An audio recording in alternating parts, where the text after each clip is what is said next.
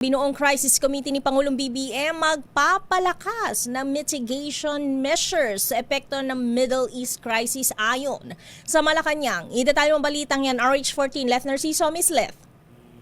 Ray, nilinaw ng Malacanang na hindi pa simulang hakbang ng pamahalaan ang Crisis Committee na pinabuo ni Pangulong Ferdinand Marcos Jr. Ayon kay Executive Secretary Ralph Recto, layo nitong i-sustain at palakasin ang mitigating measures na inilunsad ng administrasyon simula pa lamang na mag-umpisa ang tensyon sa Middle East. Iginiit na Recto na agad kumilos ang gobyerno para maibsa ng epekto ng krisis sa gitnang silangan at may resiboan niya ang mga ginawang pagtugon. Tinukoy ng opisyal ang pamimigay ng ayuda sa mga tsuper na ani ay nagpapatuloy pa. Ang repatriation ng mga overseas Filipino workers at ang energy conservation measures. Binanggit rin ito ang diskwento sa toll fee at pinapiasang airport passenger fee at plane landing fees.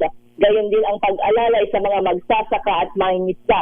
Sabi ni Recto, trinabaho rin ng pamahalaan ang paghahanap at pakikipagnegosasyon para sa fuel supply agreements na ginawa ng walang publicity. Kaya naman pagtiyak ng palasyo, tuloy-tuloy ang pagbibigay ng tulong at mga hakbang para mapagaan ang epekto ng krisis sa mga Pilipino.